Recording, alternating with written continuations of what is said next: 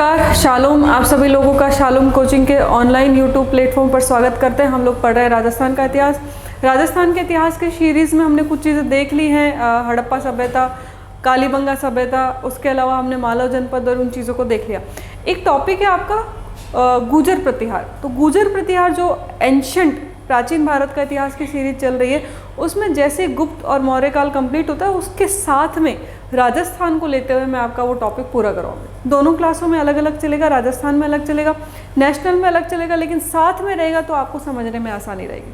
ठीक है। Next topic है अपने राजपूतों की उत्पत्ति का संदर्भ। राजस्थान है, अपन राजस्थान में पेपर देते हैं, तो राजस्थान में ये इंपॉर्टेंट है क्योंकि जब राजस्थान का अपन एकीकरण पढ़ते हैं तो उसमें 19 रियासतें हैं। 19 रियासतों में 2 रियासतें धौलपुर और भरतपुर जाट रियासतें होती थी।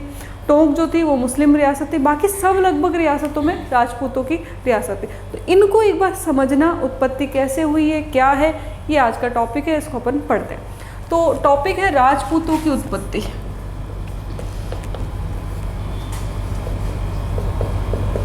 तो सबसे पहले इसमें कुछ बातें मैं आपको बता दूं। पहली तो ये कि कुछ कहेंगे विदेशी हैं क्योंकि अच्छा लड़ाका है, अच्छे योद्धा हैं, बहुत सारी चीज़ें इनकी अलग तरीके से मैच करती है। कुछ प्रमाण कहेंगे ब्राह्मणों की उत्पत्ति है, कुछ कहेंगे जिन्हें देशज हैं, आर्य हैं, और कुछ कहेंगे संक्रमण है या फिर वो मिली जुली जातियाँ हैं। कुछ कहेंगे गुर्जरों के हैं कि गुर्जर क्षेत्र के हैं और वहाँ से इनकी उत्पत्ति हुई।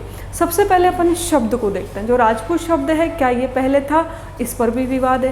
तो राजपूत जो शब्द है, इसके बारे में जब अपन डिटेल से पढ़ेंगे तो थोड़ा पीछे चलते हैं। एक बार एक किताब लिखी गई है मनु, और मनुस्मृति जो है, मनुस्मृति में कुछ चीज़ें बताई गई है कि ब्रह्मा के हाथों से यानी कि भुजाओं से राजपूतों की उत्पत्ति मानी जाती है।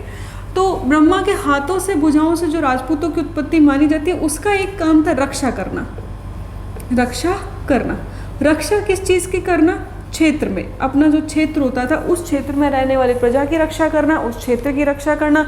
और वो क्षेत्र की रक्षा करने के कारण एक शब्द शुरू में काम में आया और उसका नाम था क्षत्रिय। क्षेत्र, जैसे मान के चलते हैं ये कोई क्षेत्र है, इस क्षेत्र की रक्षा करने के कारण कौन सा शब्द काम में आया? क्षत्रिय। यहाँ पर राजपूत शब्द काम में नहीं आया, सीधा सीधा क्षेत्र के रक्षक के रूप में एक शब्द काम में आया और उसे क्या कहते थे? क्षत्रिय।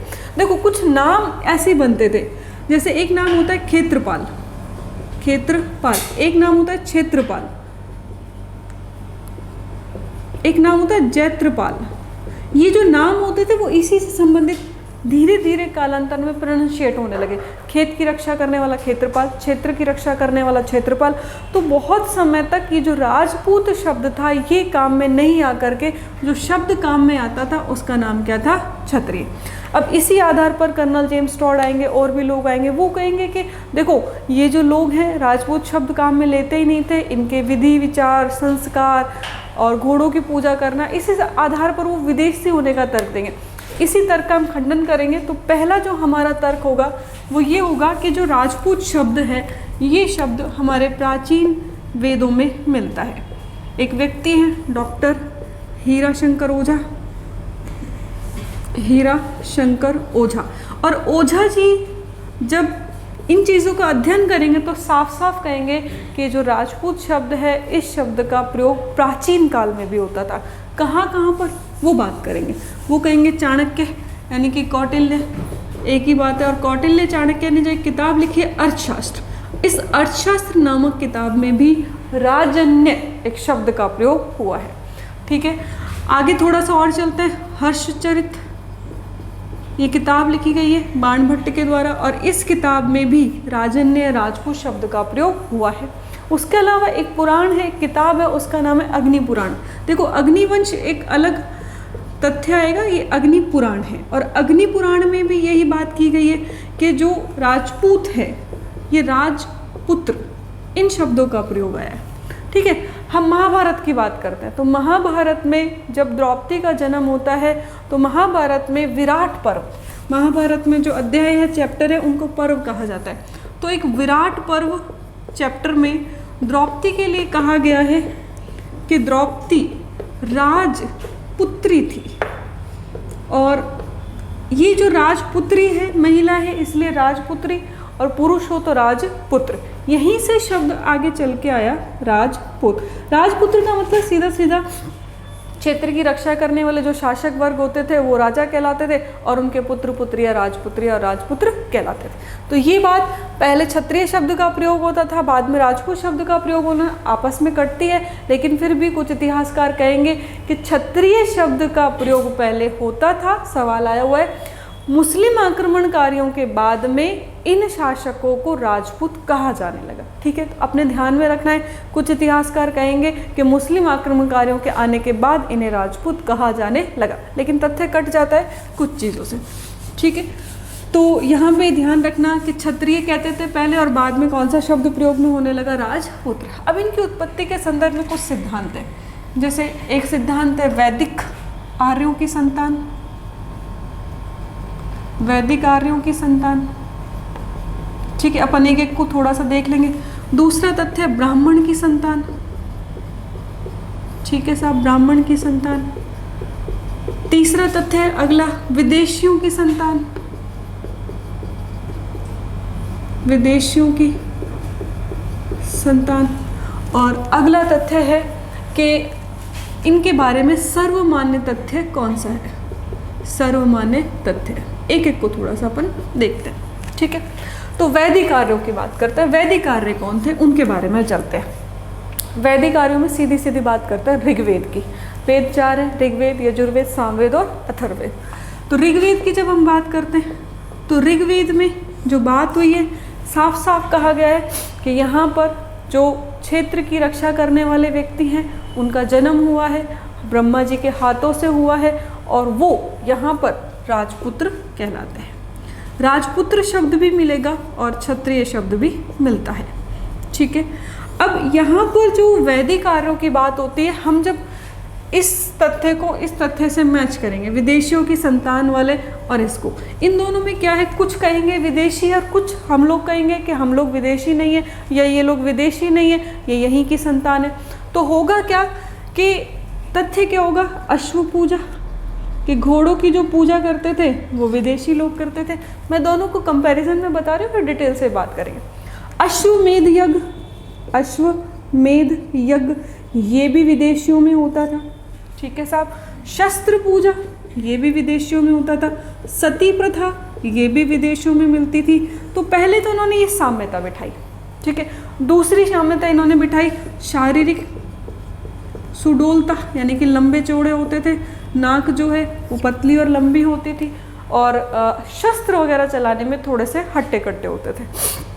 ठीक है, तो वैदिक आर्यों की संतान मानते थे यहाँ पे वैदिक लोग, लेकिन विदेशियों ने कहा कि आप वैदिक आर्यों की संतान नहीं थे क्योंकि आप इन प्रथाओं को अपनाए हुए थे, और ये प्रथाएं विदेशियों की थी, भारतीयों की नहीं थी। ठीक है, वैदिक लोग क्या कहेंगे, देखो वैदिक लोग कहेंगे अश्व पूजा होती थी, क्योंकि जब अश्वमेध यज्ञ रामचंद्र जी ने किया, अश्वमेध यज्ञ युधिष्ठिर ने किया, तो हम जब बात करते हैं 6ठी शताब्दी में विदेशी है, तो ये घटना तो बहुत पुरानी है, क्योंकि महाभारत और रामायण ये तो बहुत 2500 ईसा पूर्व से पहले लगभग 5000 साल की बातें हो गई। तो अश्व पूजा भारत में पहले भी होती थी। अश्व पूजा मध्यकाल तक आराम से चलती है, और अपन जब जयपुर का इतिहास पढ़ते हैं तो आधुनिक जयपुर में भी एक व्यक्ति ने अश्वमेध यज्ञ करवाया। तो ये तथ्य है कि केवल विदेशियों से गुण ग्रहण किया कट जाता है। दूसरा, शस्त्र पूजा।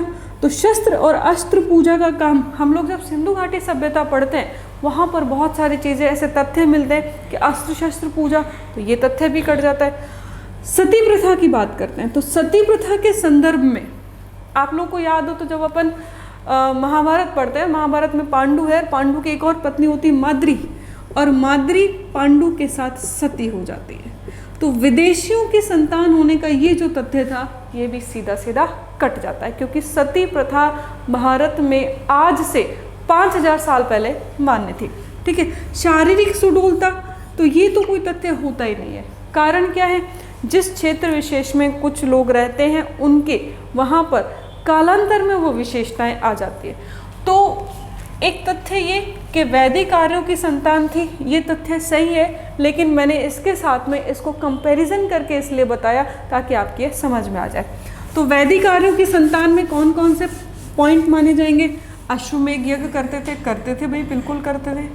अश्व पूजा करते थे, सारे के सारे करते थे। सती प्रथा के अवशेष मिले हैं, ये भी मिले हैं। शस्त्र पूजा भी ये लोग करते थे। तो ये सारे के सारे तथ्य जो वैदिक आर्यों की संतान होने की घोषणा करते हैं।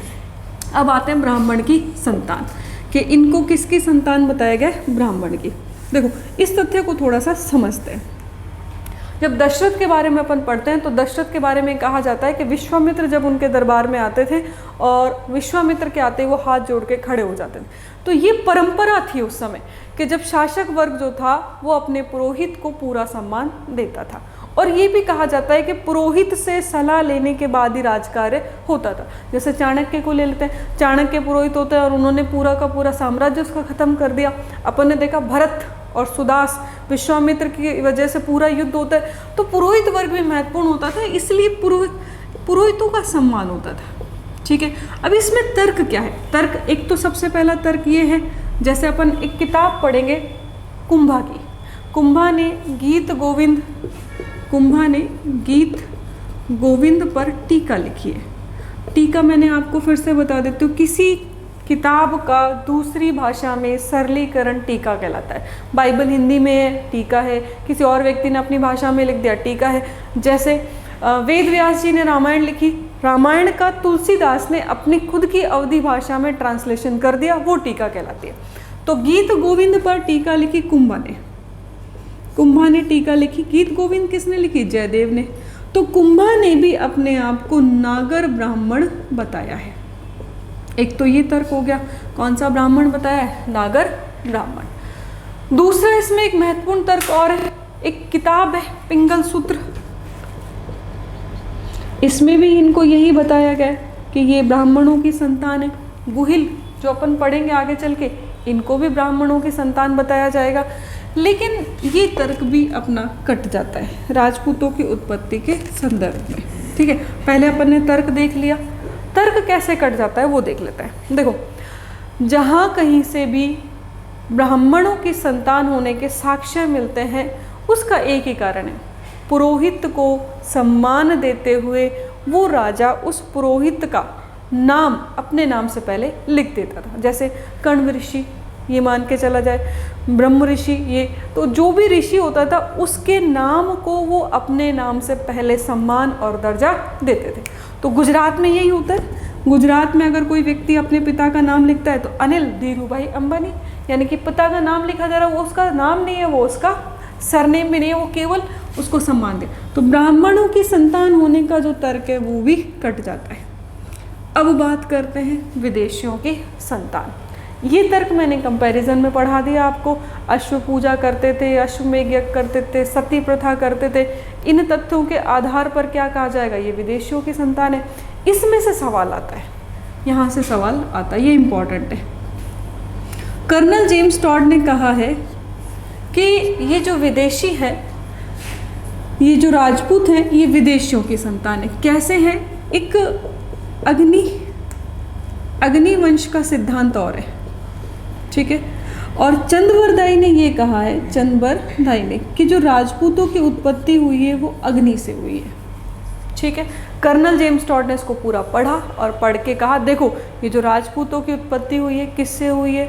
अग्नि से। अब सीधा डायरेक्ट द्रौपदी की तरह अग्नि से निकले, इस तथ्य को तो वर्तमान में तो बिल्कुल ही नहीं माना जाए। तो बोले कुछ ही नहीं जी, विदेशी आए थे और विदेशियों का अग्नि संस्कार किया गया, यानी कि हवन किया गया और उन्हें यहाँ की जाति घोषित कर, ये सवाल पूछा गया।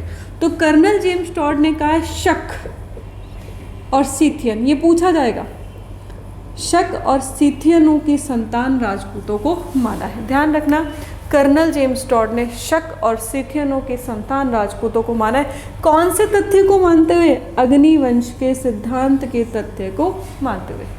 एक और इतिहासकार हुए विलियम क्रुक। और विलियम क्रुक ने भी बार बार यही कहा है कि राजपूत जो हैं ये विदेशियों की संतान है। इन्होंने लिखा है शक और कुषाण। ध्यान रखना, दोनों शब्द शक और कुषाण। सवाल आएगा, विलियम क्रुक ने शक और सीथियन की संतान माना है, शक और कुषाण की संतान माना है। तो ध्यान रखना, विलियम क्रुक ने क्या कहा? शक और कुषाणों की संतान है, जबकि टॉड ने क्या कहा? शक और सीथियनों की संतान है। क्लियर है वाली बात।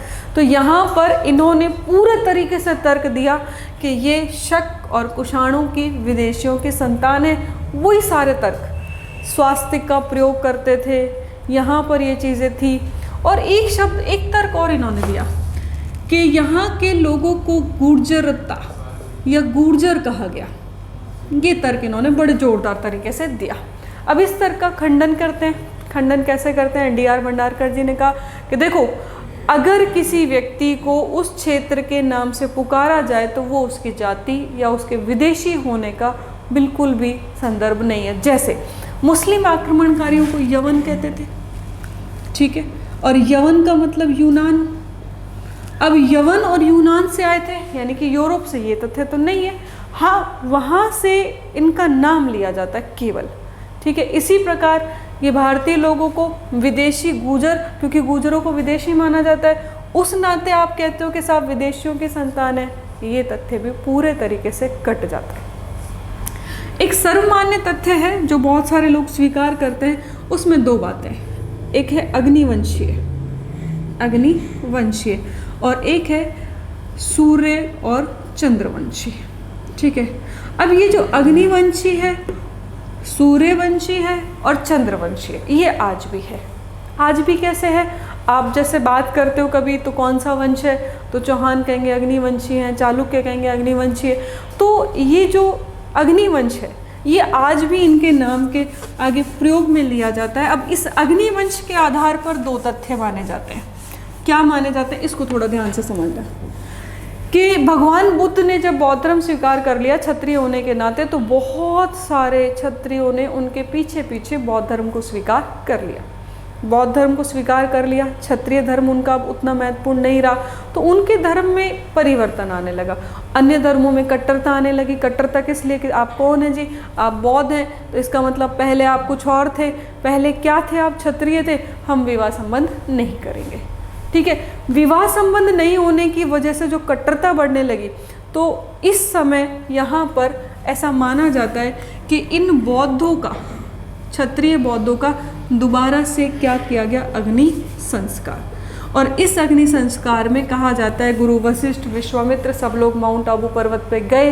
वहाँ पर उन्होंने सबसे पहले प्रतिहार, परमार, चालुक्य और चौहान, देखो ये क्रम है और ये किसी एग्ज़ाम में पूछा भी गया है कि कौन सी जातियों को गुरु वशिष्ठ ने क्रमानुसार उत्पन्न किया। तो सबसे पहले किसे उत्पन्न किया? प्रतिहार, उसके बाद परमार, उसके बाद चालुक्य और अंत में कौन आए? चौहान, ठीक है।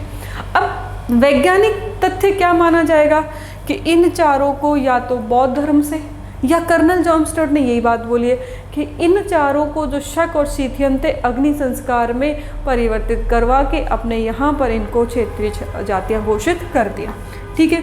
तो ये क्रम ध्यान रखना, डबल पी और चालुक्य और चौहान क्रम पूछा गया, प्रतिहार, परमार, चालुक्य और चौहान। तो गुरु वशिष्ठ ने अग्नि संस्कार के द्वारा इनको यहाँ पर परिवर्तित किया, इसलिए भी माना जाता है कि ये विदेशी हैं, विदेशियों की संतान है। लेकिन ये तथ्य भी बौद्ध धर्म के कारण कट जाता है। क्लियर है ये वाली बात, आप ध्यान रखना। अब उसके बाद बात करते हैं सूर्यवंशी और चंद्रवंशी। अब ये सूर्यवंश और चंद्रवंश क्या है, ठीक है। अच्छा, इसमें एक चीज़ और ध्यान रखना, चंद्रबरदाई ने किताब लिखी है पृथ्वीराज रासो, और पृथ्वीराज रासो में चौहानों का संदर्भ अग्निवंश से ही बताया है, और इस तथ्य को बहुत सारे लोग मानेंगे, ठीक है। ये तथ्य आगे भी आ जाएगा जब मैं चौहान पढ़ाऊँ। अब सूर्यवंश की बात करते हैं, ठीक है। तो सूर्यवंश और चंद्रवंश, इस तरह के तीन वंश माने गए, सूर्यवंश, चंद्रवंश और तीसरा वंश माना गया अग्निवंश, ठीक है। एक चौथा वंश यदुवंश भी माना जाता है, लेकिन यदुवंश में कृष्ण खुद चंद्रवंशी हैं, तो वो उसी में शामिल हो जाते हैं, ठीक है। अब सूर्यवंश में राम के बारे में बात आती है। अब जितने भी शिलालेख मिले हैं, बहुत सारे शिलालेखों में ये कहा गया है कि सूर्यवंशी राजा हैं, रघुवंशी राजा हैं। तो हम बात करते हैं मनु ने किताब लिखी मनु स्मृति, और वैवत्स से शुरू करके मनु ने राम तक 57 शासकों की वंशावली बताई है। कितने शासकों की वंशावली बताइए? 57 शासकों की। और इसी वंशावली में एक शासक होंगे रघु, और इसी वंशावली में एक शासक होंगे पृथु। ध्यान रखना ये, ठीक है। तो इन सब को सर्वश्रेष्ठ बताते हुए इनका संदर्भ, अंतिम संदर्भ किससे स्थापित किया गया? सूर्य से। कि शुरुआत में इनकी शुरुआत किससे होती है? सूर्य से। तो इनका वंश कौन सा माना जाएगा? सूर्य वंश। रघु नाम के शासक बहुत महान हुए, इसलिए रघुकुल तिलक भी इनको कहा जाएगा, जितने भी सूर्यवंशी होंगे। राम के भाई लक्ष्मण पूरी जिंदगी प्रतिहार का काम करते रहे, इसलिए लक्ष्मण के वंशज क्या कहलाएंगे? प्रतिहार। ठीक है, क्षेत्रीय जातियों का जब क्षेत्रीयता का उदय होता है तो लक्ष्मण के वंशज क्या कहलाएंगे? प्रतिहार। ठीक है, अब यहाँ पर ये सूर्यवंश हो गया। सूर्यवंश का संदर्भ सीधा सीधा किससे जाता है? अपना सीधा सीधा श्री राम से। राजस्थान में बात कर ले तो राजस्थान में कछवाहा वंश, इसका संदर्भ भी सूर्य से जाता है। क्यों जाता है? ये लव और कुश उनकी संतान में कुश की संतान माने जाते हैं। ठीक है, मेवाड़ की बात करते हैं तो मेवाड़ के शासक भी कौन से वंशज माने जाते हैं? सूर्यवंशी, यानी कि राम के वंशज माने जाते हैं। ठीक है, मारवाड़ की बात करते हैं, जितने भी राठौड़ रियासतें हैं, चाहे वो मारवाड़ हो चाहे किशनगढ़ हो, तो वहाँ भी वो कौन से वंशी माने जाएंगे? सूर्यवंशी माने जाएंगे। चारण और भाटों ने जब राजस्थान का इतिहास या कोई इतिहास लिखा है तो उस समय इनका अंतिम संदर्भ किससे स्थापित किया है? सूर्य से। ठीक है, इसी संदर्भ में शिलालेख मिले हैं। कौन सा शिलालेख मिला है? एक बार अपन देख लेते हैं। एक शिलालेख मिला है चित्तौड़ का 1275 का 1274 का। एक शिलालेख मिला है 1285 का, ये चित्तौड़ का है, ये अंकलेश्वर का है, और एक 1230 का है तेजपाल का। इन तीनों शिलालेखों में रघुकुल तिलक या सूर्यवंश इस तरह के शब्दों का प्रयोग किया गया है। तो अंतिम उत्पत्ति कहाँ से इन्होंने मानी? सूर्यवंशी मानी है। ठीक है, तो सूर्यवंश के संदर्भ में ये चीज़ आप ध्यान रखना, जब भी कभी सूर्यवंश से संबंधित सवाल है, या तो राम या लक्ष्मण या उनके बेटे, जैसे कुशवाहा ये है कुशवाहा, तो ये लक्ष्मण और कुश के वंशज माने जाते हैं। ठीक है, एक तथ्य है अलग चंद्रवंश का, चंद्रवंशीय। अब चंद्रवंशीय वो शासक जो चंद्रमा से उत्पन्न हुए माने जाते हैं। जैसे मान के बात करते अपन चालुक्य, और चालुक्य का विवाह गंधर्व ब्राह्मण लड़की से हुआ, तो वो जो वंशज माने गए वो कौन से वंशज माने गए? चंद्रवंशी माने गए सारे के सारे। अब चंद्रवंशियों में जैसे यदुवंश के कृष्ण चंद्रवंशी है। ठीक है, वैसे इनकी एक और ये नाम लिखा जाएगा यदुवंशी, लेकिन इनका वंश पूछा जाएगा तो अंत में कहाँ जाएगा? चंद्रवंशी। अर्जुन वो भी चंद्रवंशी है। ठीक है, यानी कि तोमर जो है वो कौन से वंशज माने जाते हैं? चंद्रवंशी माने जाते हैं। तो ये सिद्धांत भी यहाँ से होता है, सूर्य की उत्पत्ति और चंद्र की उत्पत्ति। ठीक है जी, तो ये राजपूतों की उत्पत्ति के संदर्भ में यहाँ से छोटे छोटे सवाल आते हैं। किसने क्या कहा है? हीराशंकर ओझा ने क्या कहा है? मुस्लिम शासकों के आने से पहले ये क्या माने जाते थे, और उसके बाद में इनकी उत्पत्ति ये। ठीक है, अगला टॉपिक अपन पढ़ेंगे गुहिल। सीधा गुहिल यानी कि मेवाड़ का इतिहास। इसकी नेक्स्ट क्लास कल या परसों से शुरू हो जाएगी आपकी। मैं फिर बोल रही हूँ, गुर्जर प्रतिहार अपन नेशनल हिस्ट्री के कंपैरिजन में पढ़ लेंगे। ठीक है, वीडियो को लास्ट तक देखने के लिए आपका धन्यवाद।